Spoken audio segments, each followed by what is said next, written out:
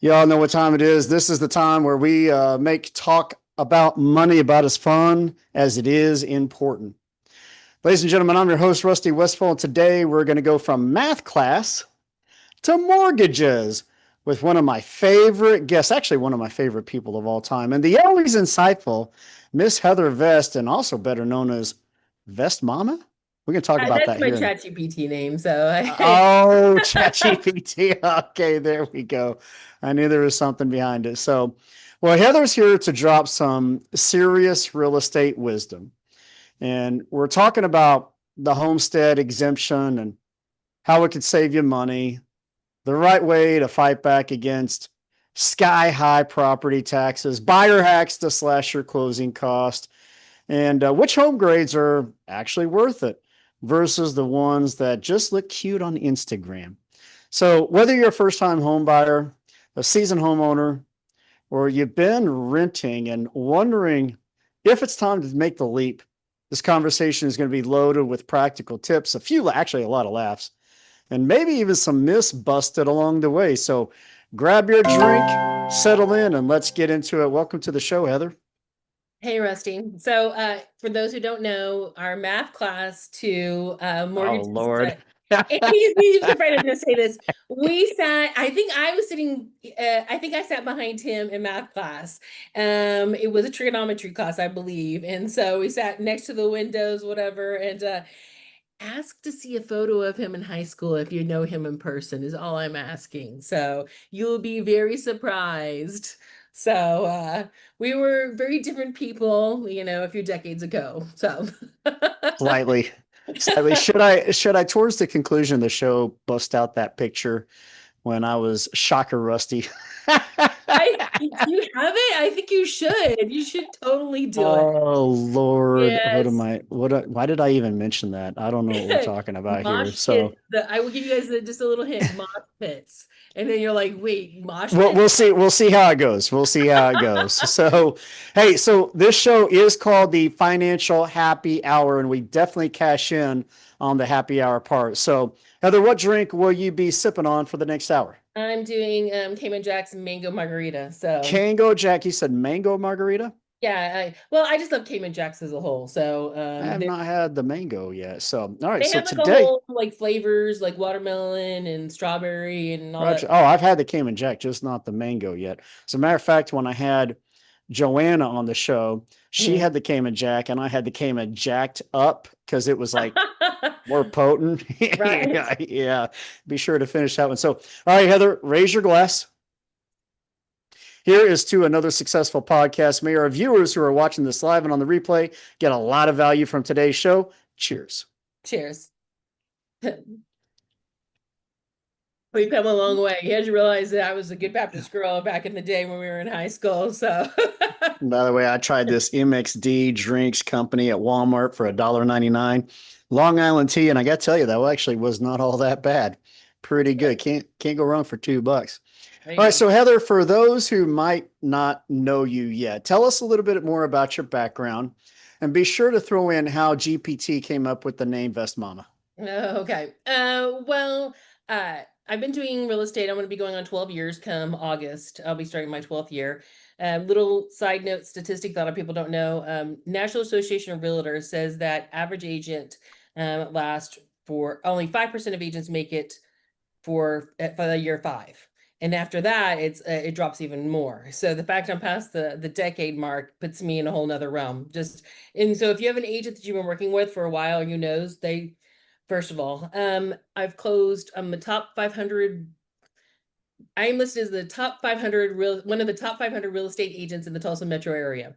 So I've been And doing I it was for getting ready to have you just say what market you're in. So you are located in Tulsa, Oklahoma, correct? yeah, yes. My business model is called Tulsa VIP Homes. If you can read the little thing right here behind me that's kind of glowing, it says Tulsa VIP Homes. And so Beautiful. I love working with investors, first home buyers, VA loans. Honestly, any kind of real estate, if it's residential real estate, I'm on it. And it seems like the trickier, the more complicated I seem to like it. I don't know why, but I seem to. Well, I mean, that's why I said, I mean, one of the smartest people I've ever known, and I wasn't trying to be cliche. I mean, you've always been a smart cookie your whole life. So I think for you, that's because it's more of a challenge, It and that's is. right up your alley. Yeah, oh, totally. I'm like, I would be in classes, and so I've been with Coldwell Banker before. Currently, I'm with EXP as my brokerage. And I'd be in classes, and they'd be like, "Oh, who's done, a HUD property, a VA property, or who's done a Zome, or done what?" There are all these different like platforms that you can do, and I'd be raising my hand, and they'd be like, "Okay, everybody except Heather, who has done?" And I'm like, "Okay," because and I'd be the person people would come to because they knew that I've done that thing, Right. that unusual kind of odd thing. And it doesn't always have to do with investors specifically. Like I just recently had a new agent come to me and she's like, "My niece wants to buy a HUD property. I've never done HUD bids before. How do we do a HUD bid?" And a real estate agent who knows how to do it, it's not overly complicated. It's just knowing the process. Like anything, you just have to, once you've done it a few times, you're like, okay, Absolutely. works. Yep. And so none of what I do is rocket science. It's a lot of like psychology and just knowing how things play out. Um, Starting with a homestead exemption. Well, How, actually, that was my first question. I want to kick things off with the big money saver most homeowners don't use, which exactly is the homestead exemption. And why should people care? So tell us a little bit more about that. well, it all depends on your market and what the percentage is, but I will tell you every time it's going to save you money. So, for Tulsa specifically, in Tulsa County, they make it super easy. You can fill it online. Other counties, you have to submit a form to the county. But the reason why you want to do this is that it caps your taxes at 3% every year. Now, I actually I'm selling a rental right now, and I looked at how much I was paying, how much they've increased over the last 3 years, and they've jumped to 11% every year. And so they start at what the sales price is, and they jump it what they consider the assessed value. I was going through my book of clients, and I happened to find one who didn't, and I was like, "Hey, did you know that you didn't have homestead exemption?" He's all like, "Oh no, I just knew I was paying more in taxes. I knew my house went up in value." Well, we all want our houses to go up in value. You don't want Absolutely. you don't want Uncle Sam to think your house goes up in value, okay? Absolutely not. Right. So Absolutely not. homestead exemption will cap how much you're being taxed at. It will protect you in case of bankruptcy.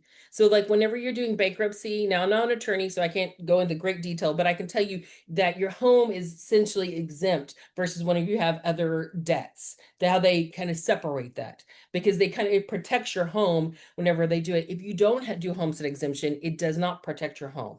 So, you want to have that to protect your home regarding increased taxes, and then you want to protect it for regarding your bankruptcy on top of that.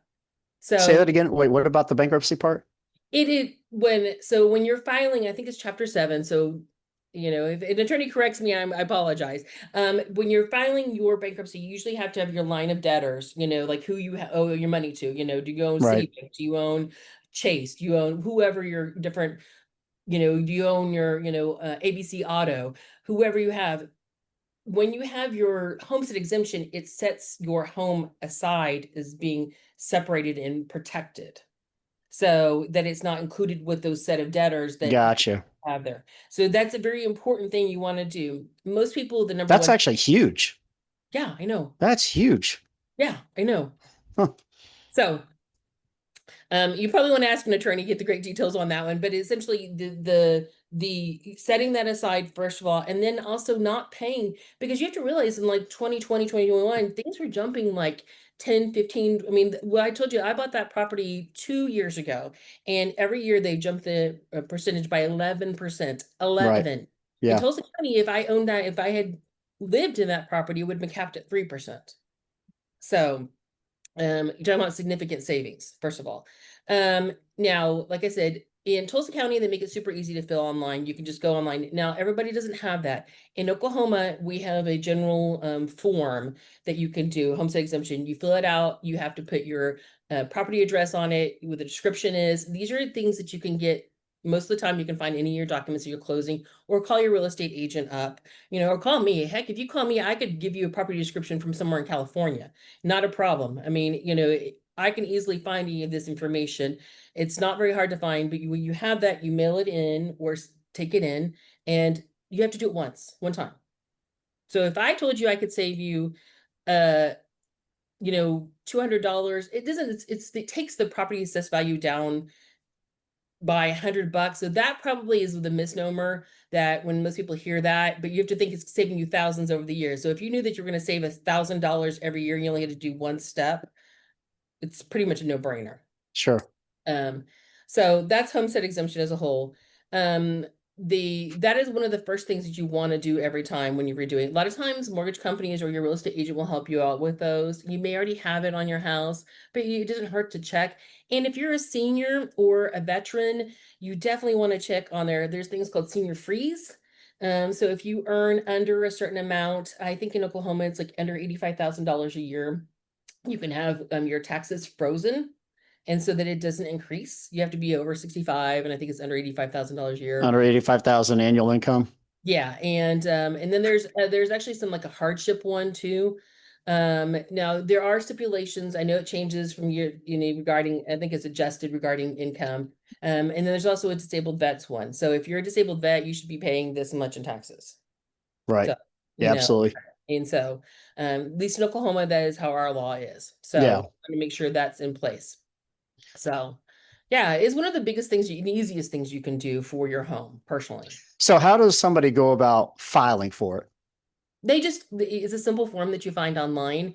So this is something you can do from your own computer? Yeah. I mean, if you want me to pull it up right now, I mean, you guys are in. We got a lot of room to cover, so I don't think Okay. that's So I was gonna necessary say I can now. show you. It's a very simple form. In Oklahoma, is just a one-page form, and literally it's your name, address, your property description, which is like section 2, 8, track 9, whatever, Oak Ridge edition, whatever it is. It's a very simple description. You're gonna find it in any of your paperwork that you closed on your house. You should be able to find it in any tax record you have regarding your home, and it's gonna ask you a series of probably like 10 questions, like have you lived in this house since the beginning of the year? If you haven't, whenever, and they ask if it's like got a mobile home on it or something, some very easy questions to ask. And then you just fill it out, sign it at the bottom, mail that baby in. They usually have to be filed in Oklahoma. You have to have them filed by March 15th of the following year. So if Got you it. buy a house today, right now we're in August, is August 2025. If you bought a house today, you would have until March of next year to file it. I don't recommend waiting that long. You want to go ahead and send Sure. it in, but once you send it in, they have it on record and then they'll report it. So, Perfect. Let's talk a little bit about taxes. A lot of people have seen their property taxes skyrocket lately, and I'm on the Illinois side of St. Louis, so I'll let you just kind of draw up your own conclusion as to our tax situation. Why are we on the Illinois side? I'm going to say community and school, but that's a whole nother show for another day. At any rate, Heather, how can a homeowner tell if they're being overassessed? And it's a two-part question. Second to that is, what's the process for contesting it? okay. So when you're having your property assessed, usually the assessor will come out soon after you've purchased a house. Do not let them into your house. Do not. Don't let them in your home. I've heard that before. Yeah, Okay, because here's the deal. Most people, once they get into a home, like we did, they turn around, they fix it up, they make it look cuter, it's brand spanking new, what have you. Do not let them into your house. Okay. I don't need that person measuring and going, oh wow, they did an upgrade here and they did upgrade there and they did this. No, no, no, no, no. aren't those people notorious for like looking in windows and going in backyards uninvited, unannounced? Basically, yes. Yeah, Yes. Yeah, they'll come knock on your door. One of my neighbors, when she bought her house, I know that they had done a complete renovation of the inside, and I was like, do not. I was like, be like, hi, who are you? Okay, do your job, go. And so once you've purchased a home, sometimes it's a little hard the right immediately after to contest it, because they will often say, oh, well, you purchased it for this price and what have you. That sometimes will cause some difficulty. But as the years go on, they do obviously increase the value of what the property is. What I would highly recommend is take note of things that you know. Is there a mobile home that lives down the street? Do you have neighbors that have junky stuff in their yard? Do is there, traffic, the things that you don't like about your property? I'm not saying that, see, here's the thing, is that this is the opposite of selling your property. This person isn't going to buy your property, nobody's going to know about it, but all the things that you don't like about your property, note these things. Is the roof super old? Whatever. You're going to put all of these in, you're going to make yourself some great notes, and then you're going to contact your real estate agent and you're going to say, hey, can you show me properties in the nearby area that are super low in value, that have been foreclosed on, short sold, investment properties that are not in great shape? Can you get me a list of these properties? And what you're going to do is you're going to present these to So your. basically, just a complete reversal as to if you're putting your house on the market to sell. We're going the opposite direction. Oh, yes, we are. Yes. So when you do that, you're going to say, and then if they ask you about any upgrades or anything, you're just going to, I don't, you know, I don't know. I don't have anything to say about that, but I can tell you that, I've got trailers live down the street from me. I can tell Yep. you this is a busy road occasionally. Less is more, right, Heather? Right. Yeah, exactly. You tell them all the bad stuff. And what you want to do is you're able to paint a picture, and having those list of those properties from your agent is going to help you. That's going to help you say, look, you just increased my value. You said that my house is worth, $400,000. I bought it for 375, 2 years ago. And you said all of a sudden it's jumped to $25,000. But I'm telling you right now, there's a house that's similar to mine that sold for less, or there's some, properties that are nearby that are bringing down the value. And now I'm not saying that they will always listen to what you have, but when you contest it, it's going to help keep it down, because you have to realize the amount that you pay for what the assessed value is and what you sell your house on are completely two different worlds. Absolutely. I don't even look at the assessed value. I mean, I take it back. I do look at just to see because I'm curious. But when it comes to selling a house, I don't, that's not what determines. Because you have to realize, think about it. Veterans sell their houses, and if they're not being taxed on it and they're not assessing it or not looking at whatever, doesn't matter. Or if there's a senior freeze, doesn't matter either. So they're not really looking actively. I'm not saying they're not ever assessing the value, but they're not looking at that. And if there's somebody who's contesting it on a regular basis, that doesn't matter either. So the assessed value is one thing versus what you're paying for taxes on and what you sell your houses for are two different worlds. So keep that in mind. So like you said, it's kind of a reverse marketing of your house. Yeah, So I can't remember the source, but here recently I was watching a video and I can't remember who the expert was, but the whole assessment thing is just a myth or a theory at the end of the day because you really don't know until the day you actually sell your home. it's true. Period. It's true. It's true because I mean, um, any type of property you look at, because I tell a lot of people it's in real estate, it's a science versus art. I mean, it's a science and art, because what it comes to when you're looking to sell your house, I look at your house and I say, okay, you have a 3 bedroom, 2 bath. It's in, Tulsa County. It's in, this school district, and your nearby neighborhood looks like this. And you're kind of, here's some of the properties that are nearby that look kind of like the same value. This is how I come up with the science part of it. I've come up, what's the square footage, the price per square foot, and here's what the number I come up generally. And then you kind of look at the art of it, meaning that, did you do a bunch of upgrades? Is your house super cute? The people look at it and go, oh, I love this house. It's, it's, it's just cute as could be. Versus, is it on a corner lot? Does it have all these other little things to it? Those things are what people look at. Now, I'm gonna drop a gold nugget for you, okay? Oh, I like gold nuggets. Okay, I want you to pay attention to this one. I got my pen ready. Let's go. When you go to sell your house, get your old appraisal. You can call your mortgage company up and say, hey, I bought my house like 20 years ago. Can I have my appraisal? They will have it on file. Okay.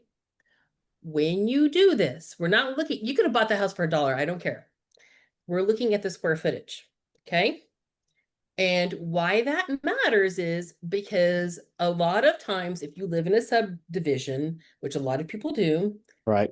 that's what drives the price, is the price per square foot. Now, if I found an extra 100 square feet in your home that you didn't change anything, you didn't add anything onto your house, somebody just didn't measure it right. Because I'm telling you, this happens all the time. They Oh, I'm just, sure of that. okay, so you can have 5 appraisers in the same room. You tell them the same house. And you tell them, okay, I want you to measure the same house. You're gonna have 5 different numbers. Okay, I'm not joking. It happens all the time. I can believe it. And this is, yeah, you got me drinking is what happens.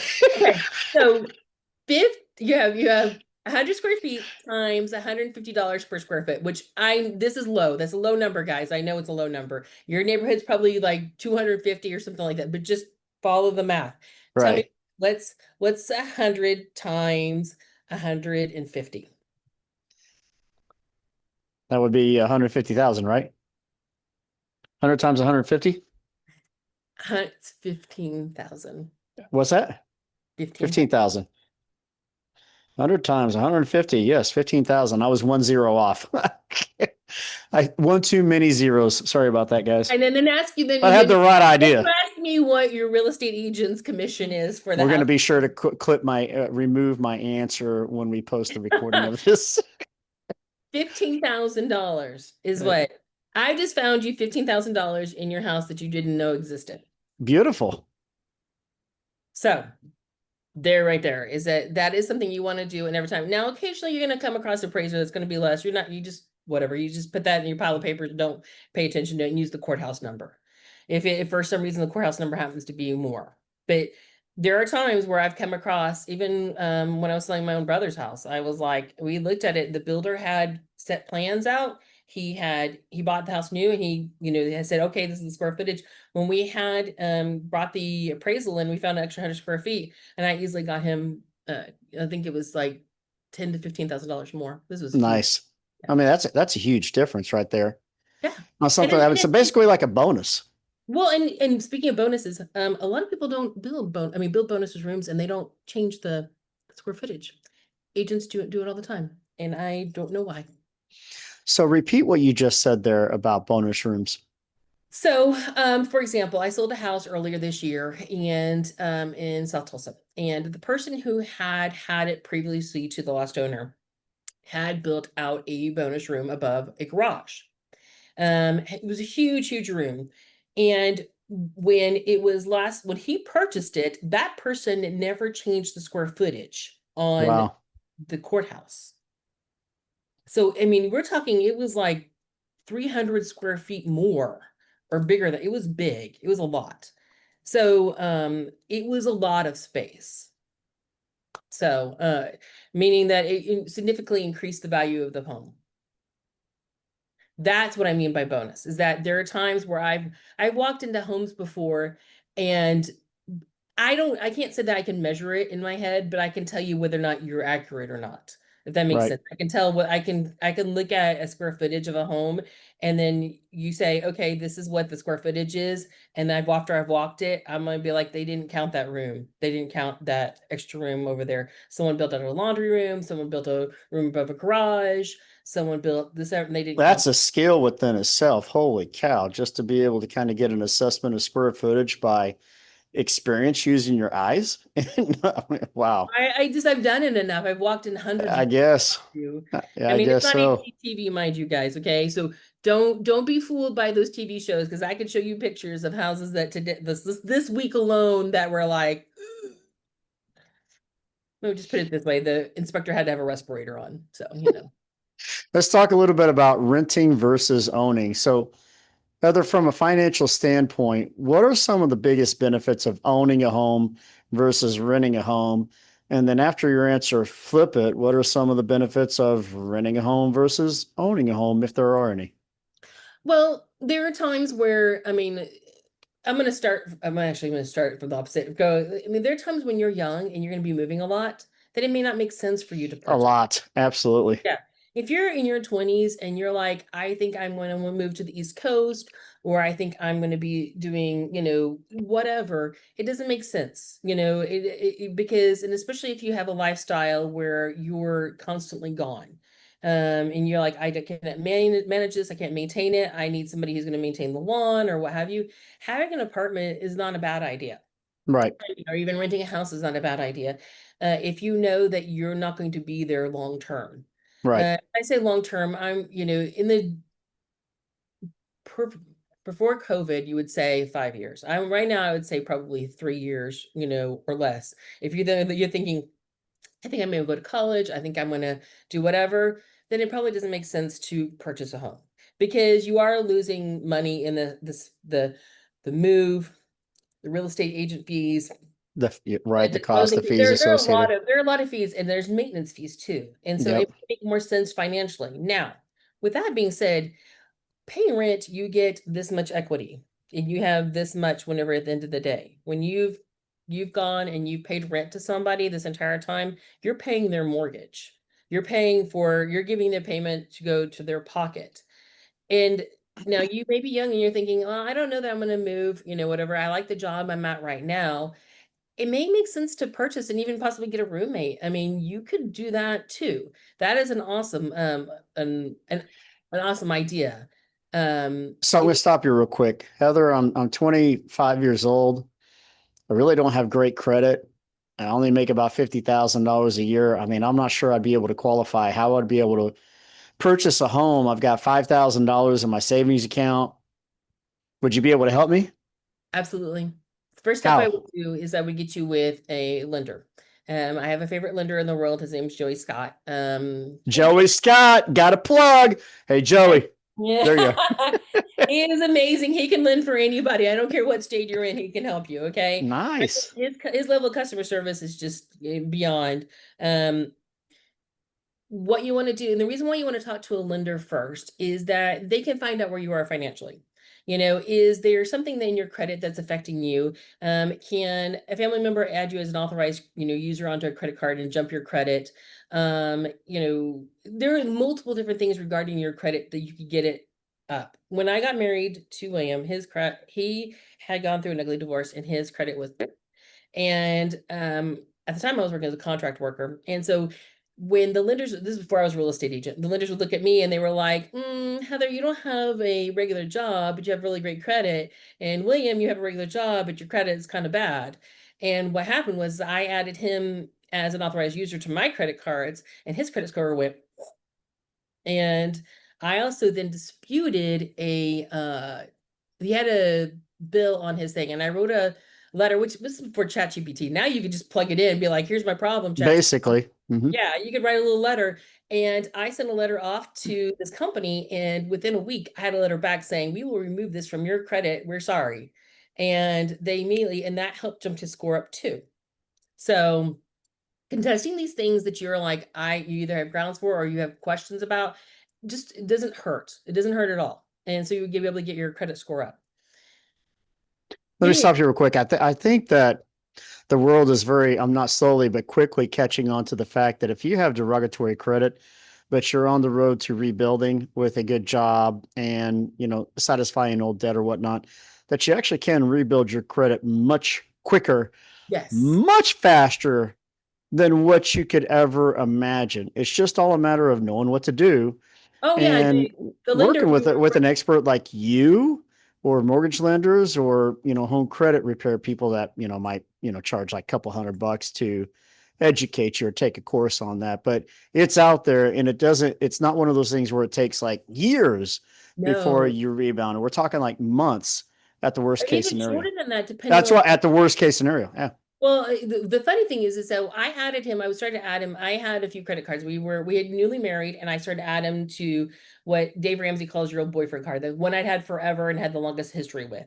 And so I started to add him to each card. And as I added him to each card, his score began to jump over, and I added him as an authorized user. What happened was that the credit card companies say, this is your history, and they copied it onto him. So all of a sudden, my payment Wow. became his payment history. That's like overnight success right there. Yes, but here's the other key thing you want to keep in mind. At the time, we were, like I said, newly married. We bought like a Tempur-Pedic bed or something like that, and they give you a line of credit, like a 0.0, and they give you just enough to be able to get the mattress and like get pillows, right? Right? They just give you enough credit to do that. Well, That's how it works. yes, Yep. exactly. But here's the kicker is that is a usage number. Okay. If you realize, I don't remember how much the mattress was. We're going to say it was 5,000 and the line of credit was 7. We'll just save that for argument's sake. Right. And you have to realize that we've done that and we bought pillows and whatever. And so we're at the top. We only have this little bit of usage left. We have a little bit of credit left on it. And they see that as using most of your credit on a credit Right. card. They don't like Yep. that. And when I Nope. added him to that card, his score went down. And so what I did then is I immediately removed him from that card and his score went back up. Wow. Just Yeah. as simple as that. Yes. So That's a hack right there. yeah, so doing that will help you in that aspect. Now, with if you're saying you only have $5,000 down, do you live in an area? I mean, because Tulsa is, we have our metro area, and then we have like suburban area, and then we have a little more that's rural. And other people may not know, but traveling to a rural area from downtown is like maybe 20 minutes, 25 minutes is not crazy. Okay. Not in Tulsa, right? Yeah, it's not crazy at all. So there are things called USDA rural loans. You could buy a house for zero down. Now, do you have to have money? Yes, you do. You have to have some money for closing costs, some money is for inspections and for other, whatever incidentals, but you can have a zero down loan. Other zero down loans that exist are for veterans. And, you have to obviously have served time and then have your DD 214 that they be able to show that you've served your time. Served your time. It's not like you're in prison. Sorry. But It did. So DD, she's talking about our discharge country, papers. A sorry. DD 214 is a Yeah. discharge paper if you're a military veteran. Yes. Sorry. Yeah, it did sound kind of penitentiary Sorry, style. I apologize to my That's veterans. all I right. It's all right. an excuse. I'm sorry.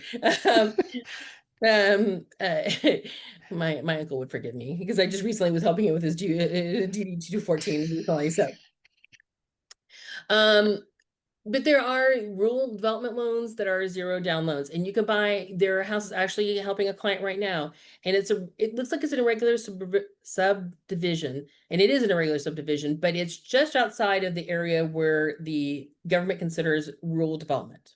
And they change it every year. You can go on and look in the USDA map and see if the areas you want to look are in eligibility areas. And it's kind of crazy because they look like a gerrymandered political map, because you're like, it's not just a like, cut line. It's like, you're like, oh, why is this house in it and that house is not in it? And I don't do this map, so I don't know why. Yeah.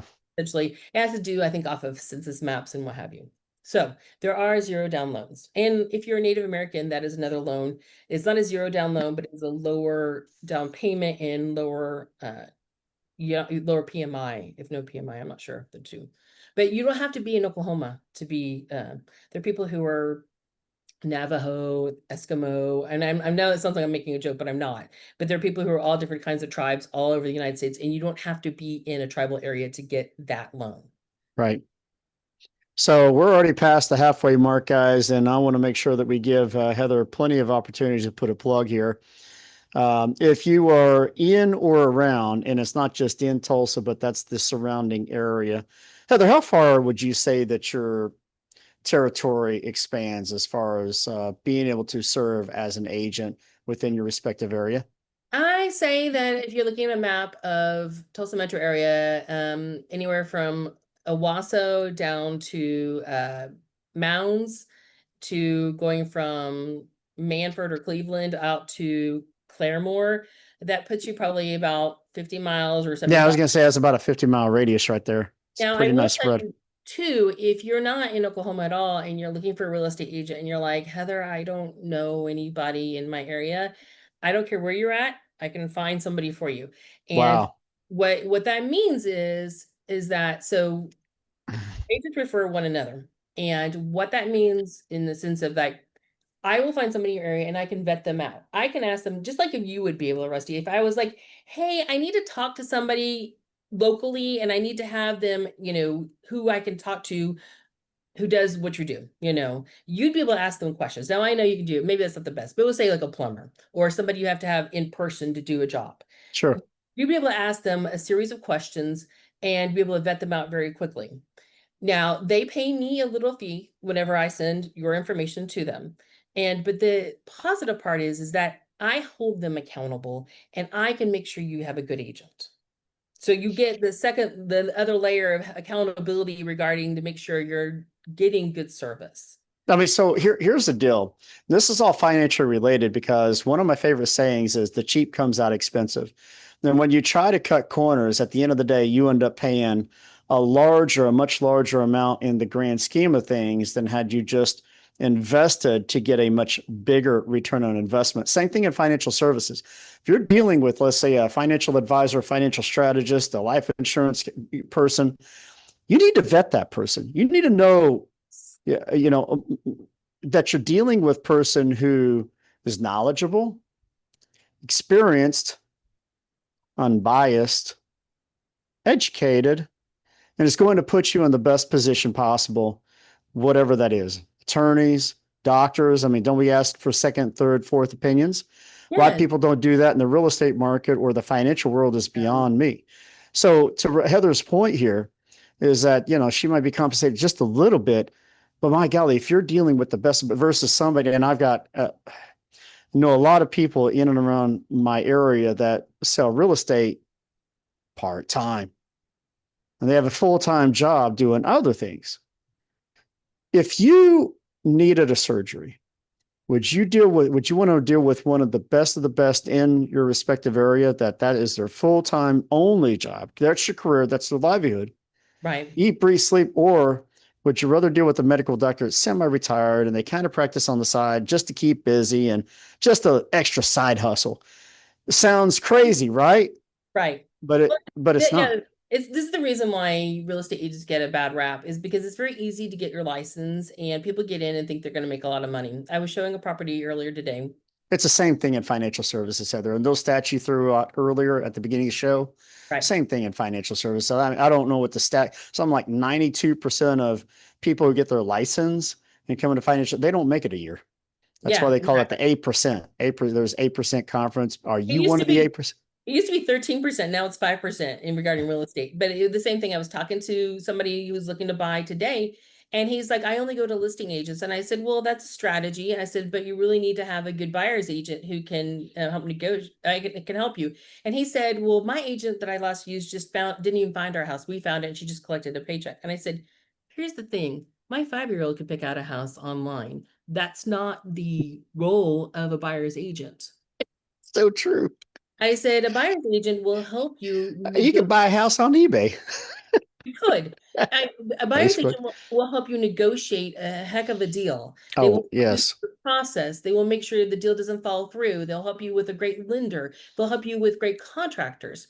All of these things they're a series of little things over and over and It's what I over. call DIY. Don't try to DIY because it's going to cost you so much more. The largest And people, financial transaction of your lifetime, why would you do it with somebody why would you try to not have someone help you who knows what they're doing? absolutely. So if somebody wanted to get in touch with Heather Vest, how would they go about doing that?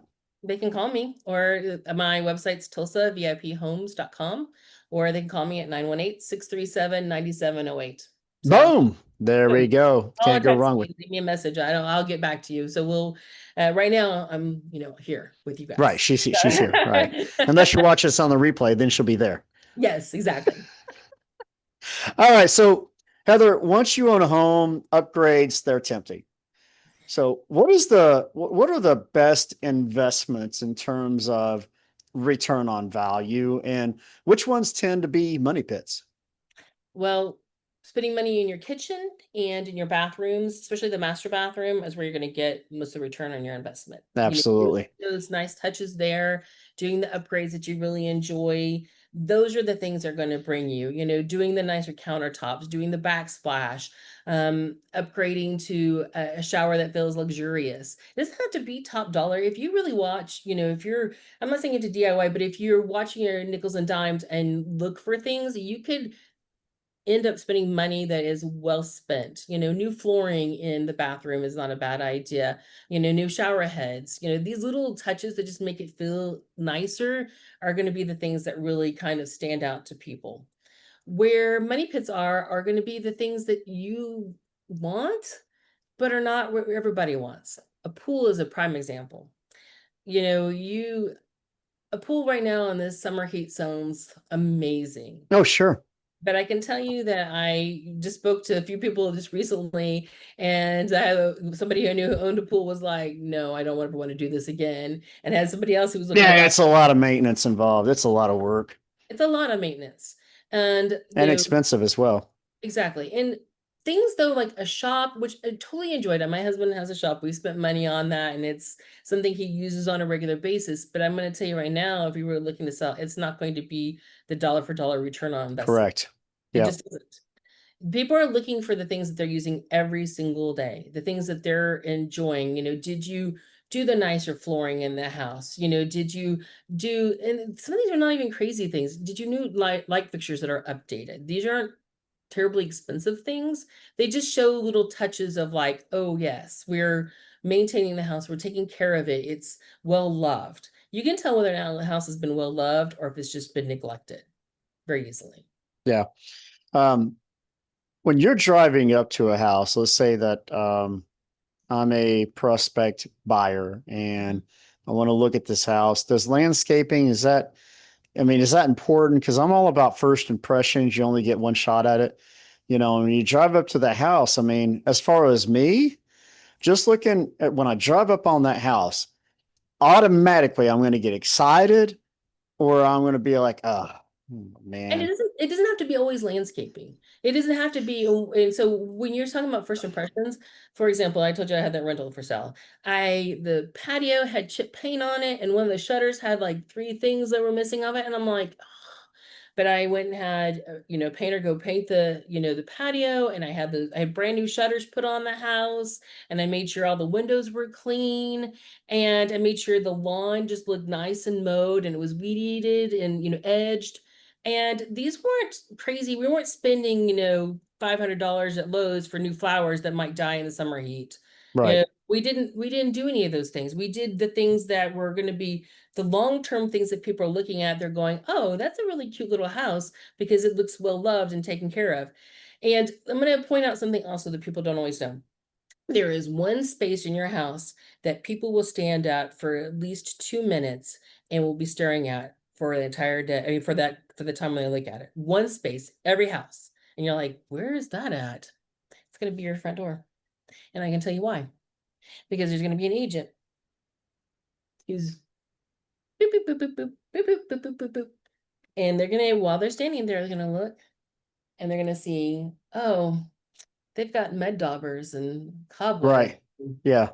There's random trash over Man, here. that's such a pet peeve of mine when I'm at, and I live in a pretty nice neighborhood, and it's still surreal to me how many people don't take the time to hose down their front door and their front entryway and things like that. And when they put their house in the market, anyway, that's a huge pet peeve of mine. So you struck a chord with me when you Well, said that, I would tell people to but it's true.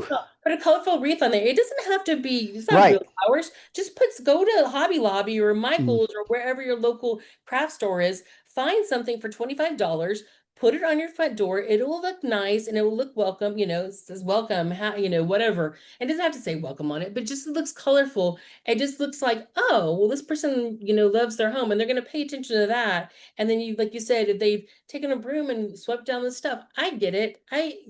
Insects come to your house and they try to do things, but if there's only a short period of time where you're marketing your house, the very front, and cleaning that off will make a world of difference because people will always be standing there. And what are they going to be staring at? They're going to be standing at just what's around this door, but they're going to be looking at, all what's going on there. So I think we might have already covered this, but better be safe than sorry. Um, what are some common money mistakes that you see homeowners make that could be avoided? Not filing their homestead exemption, not contesting their taxes, not doing the basics whenever they're marketing their home, not using a real Okay. estate agent professional. So we didn't miss anything. We've covered all the Well, bases you on did that. those, but I want to touch just a couple of things. Is that Okay. there are the three easiest things that you can do for a house when you're selling it. These are the three cheapest, most biggest returns on investment you're going to get. Pay attention. Three things. Better write it down. Clean your house, and I mean be meticulous. You pretend like the queen is coming to your house, whoever the most stringent person, Mother Martha Stewart, whoever is going to come in your house with a white glove. You clean that house up and down, okay? You clean it meticulously as best as you can. I know I've got kids. I'm there, okay? You want to declutter. Yes, you need a storage unit. I'm sorry. I'm sorry that you have to have one. I'm sorry you have to get one. It sucks. That, or pack things neatly in your garage. People don't care. That's the Switzerland of like real estate. People don't care what's in your garage. They don't. As long as you're not No, they blocking, don't. they That's don't care. correct. You could pack them all in there. No one's going to care. That's So true. put your stuff in your garage. declutter. And then when you think you've got, you're like, oh, but I have my little, collection of Smurfs or, glass menagerie or whatever. I'm sorry. No, get rid of it all. I'm not saying throw it away. I'm saying pack it up, put it away. Okay. You're going to do that. Easier clean, declutter, and paint. You're like, but it was painted like 10 years ago. No, paint it again. Paint it again. I mean, the things that you have to do if you want to max your return, if you want to max your selling value of that home, you have to put in some work.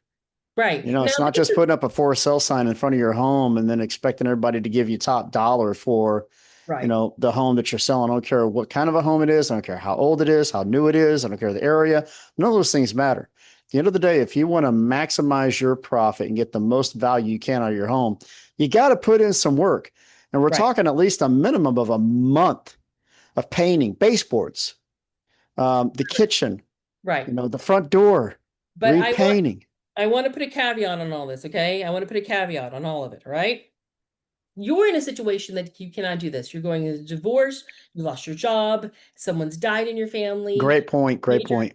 Major sickness. You're like, Heather, I cannot do any of this. There's too much. It's too much. I'm already here. I'm drowning. Heather, I can't do that. No. And you're like, okay, I'm gonna let my house go into foreclosure. No, Do no, you no, outsource that? no, no, no. Hire somebody? Oh, no, no, no. You call your real estate professional, okay? You call me. I will help you.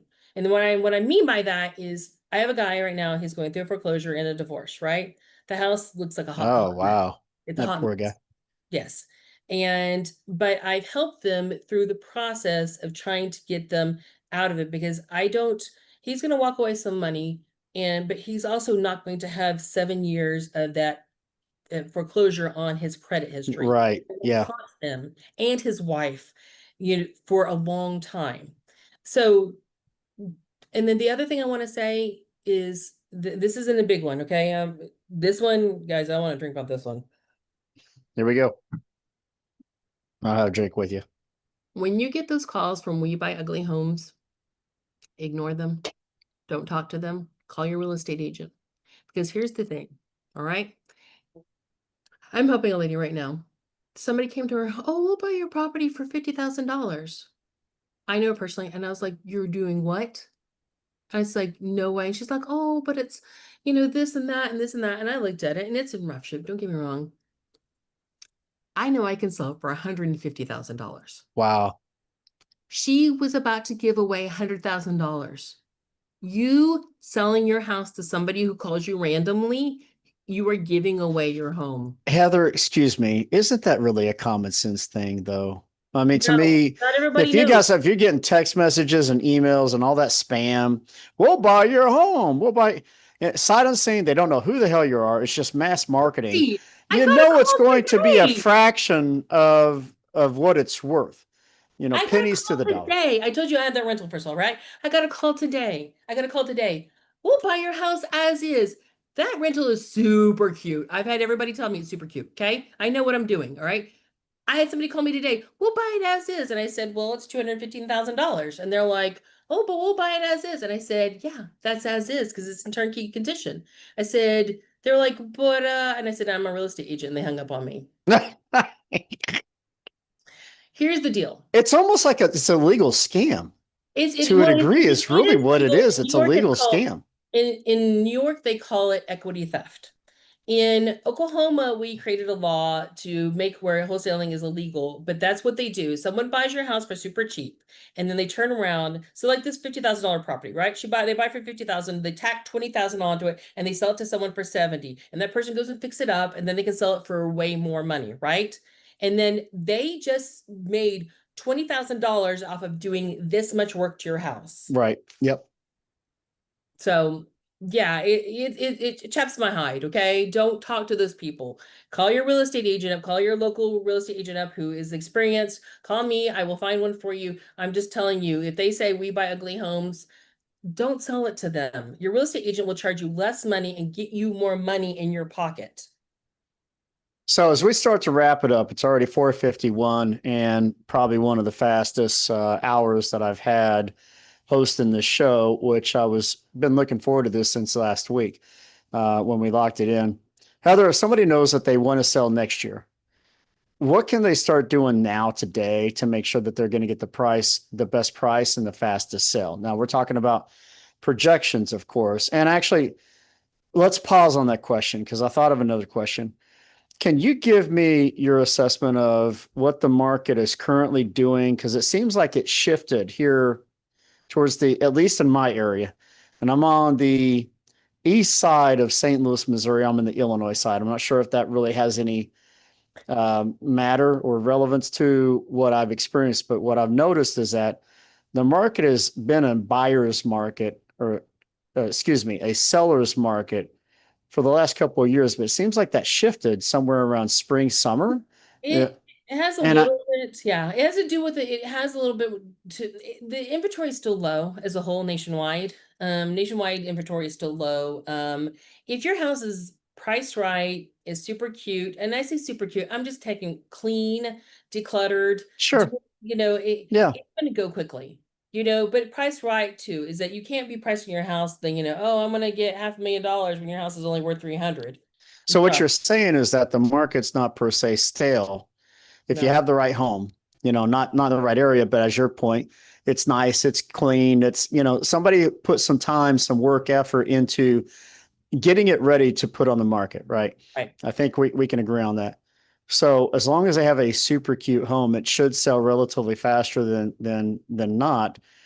What is your projection for the rest of this year? Do you see any market changes between now, August, to the end of 2025 going into next year? What are your thoughts on that?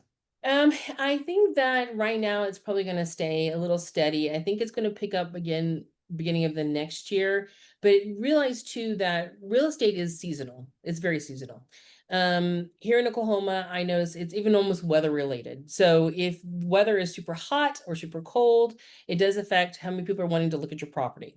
Now, most people shop online. So keep that in mind. Whatever you're doing, you want to use an agent who uses high quality professional photos. It does Yeah. amazing descriptions. You want Mhm. all of that things because you could have the cutest house possible. And if you have no photos online, heck, even my dumpster houses, I put tons of photos online and people snatch those things up. And the reason why is that people shop online. You But want, it's true. I mean, I'm not going to go look at a home until if it's every day. If there's a home that has two pictures, the front and the back of a house, I don't read the description. I mean, I care less about that. You can tell me about how immaculate. You got these double doors, and I don't. It's just word salad to me. I want to see what's going on inside of that home, and if I can't see it, then I'm not going to invest my time to make it a point to go look at that house. If anything, it works against them right. because what are you hiding? Oh Why no, don't Why don't you? that's what I'm saying is that I've had some houses that were dumpster fires and they were just I had someone that we literally didn't have AC on this house and it was a house around the corner that did have an AC on it and I took like 50 photos of everything and I even interviewed one of the neighbors and I said, "Do you have any idea how old the roof is?" He happened to know and I put all of that in the thing and that house sold like that. I had an agent call me up. He goes, "How did you sell that house so fast and for more money than mine?" And I was like, "Because you have like two photos online." And no description or barely any description. It's it. It's a people. I mean, cars and houses. I think it's fair to say that people don't buy cars and houses without. I mean, I'm just going to throw my own little stat out there. I want to say if you're under the age of 60, then I would say 95% of the people that the car or the house they're going to look at, they've already done their homework online first before they scheduled an appointment to invest their time to go out there and look at it in person. And when they look at it in person, does what I see in person match what I saw online? Outside of that, people don't just randomly show up at a car lot. Oh, just kicking tires. What you got? Right. That's not how people shop in the year 2025. And I know with houses, it would definitely be no different. It's the exact same way. And you want to use Google Maps too, like the street view too, if you're looking at a house, just Yes. look around you. Great tip. That's another ninja hack right there. Right. I Because use that all the time. Hmm. there are times I can look at you can send me a listing and I can look at when looking at the photos, what they took alone and what they excluded, I can tell you something is up with the house. I'm like, there's something on with this house and I don't know what it is. But then when you look at the Google view, you're like, oh, okay, it stays Yeah. the same. It's fine. Yeah. That's brilliant. I didn't even think about that. but that is definitely a tool that you should be utilizing to where, the neighborhood tells the story as well, Right. and if the house looks immaculate, there was a house that I was looking at not too long ago, but then I did the whole Google Street thing and I'm like, well, let's see what the neighborhood looks like. So then I'll go to Google, I'll type in the address, I'll do the street view, and I'll go up and down the streets and I'll be like, ah, geez, this neighborhood's got some yeah. No, thank you. You're And then like, I'll move, or it can work in the opposite. It could work in your favor. You're like, oh, it's a really nice looking neighborhood. yeah. So my dad, just so you know, he not too long ago bought a house up in Ponca City after he sold his farm in the early part of this year, Uh-huh. and get a really good deal for it. I don't know anything about Ponca City, Oklahoma, but so he bought that home, and I got his address, and that's exactly what I did. I looked at the Zillow listing, and I'm just like, bruh. But it was the one owner for about 40 years, so there's no upgrades, no nothing. But my dad was like, "This is a really nice home, very well kept." Talking about the foundation, the concrete, the slabs, things that I don't know anything about. Mhm. But then when I did the Google Street thing and I started going up and down the street, I'm like, this is a really nice neighborhood. The neighborhood didn't measure up to what I saw on the inside of this house. Right. So, but what the neighborhood measured up to is the care, the love, the passion that went into that area. And Mhm. that's what sold me. I'm like, you know what, Dad? I think you got a pretty darn good deal. A lot of upgrades. You got a lot of work to do, but man, it sounds like you've got a pretty nice house there. So that was a great point there. Yeah. So there are a lot of little things you can do between now and the next year. Definitely because you're probably going to be buying something else, get your credit in shape, start decluttering. Salvation Army, here's another little tip. I call it reverse Amazon. The Salvation Army, you go into their website, you can type in their zip code. You can tell them to pick up items off of your front porch step, and they can leave, you can mark it Salvation Army, whatever, and leave it. I What are often your go-to? Is your go-to Salvation Army? Yeah, well, they'll pick it up on my doorstep without me having to like do anything. Like Goodwill, where you got to dump it to them, so they'll come and pick it up at your And I have my convenience. own personal opinions about certain things and how they operate, but and there are other great little nonprofits, don't get me wrong. Regarding kids' clothes, I take mine to like what's called the carrying closet, which they provide clothes for kids that are foster kids and for kids in need. Um, that I actually have to deliver. But the reason why I mentioned Salvation Army specifically is that you can literally go online and you can say, okay, I have a desk, I have, a sofa, and I have, 3 bags of clothes that I want to do and a box of books. It doesn't have to be that much. I'm just mentioning random things you can do there. And you say, okay, and then it'll give you dates it'll pick from. And you're like, okay, Wednesday on, whatever date. And then you just say that, and they'll send you a little email and they'll call you for whenever they're coming to pick it up. You just leave it on your front doorstep. Nice. I'm busy. I don't got time to be hauling stuff to somebody. Yeah, I know that's right. Dude, we are professional Goodwill donors. And my wife, she has no part of them anymore because the last handful of times that we dump load a truck load of stuff, the people just like, okay, waiting for my wife to do all the work, which she's like, I can't lift all that stuff. And we're giving them free stuff. What anyway, so I'm going to get on a soapbox here that I don't need to do, but the convenience factor that's huge. And having the Salvation Army come to your front doorstep and pick up these goods, that's a huge benefit. So we'll see. Oh, so as we put a bow on today's show, you like that? Put a bow on today's show. I always ask with this one final thought, this one final question. Heather, if you could stand on top of the world with the largest megaphone in the world and the most important piece of information that you feel that the world needs to know that you need to share, what would that message be? You're gonna have to confine it a little bit more. Are you talking about regarding real estate specifically? Real estate specifically, Okay, I was absolutely. gonna say because of course I want to be like Jesus saves. I mean, to people, you need to say Jesus. So, but sorry. Um, using a professional will help you tremendously. It's like anything in life that you think that you need that you don't know, navigate your way through. Think of it as a maze. You have a huge maze in front of you and you don't know the ins and outs of it. You don't know where you're going. You don't know which turn is going to happen. You don't know where the pitfalls are at.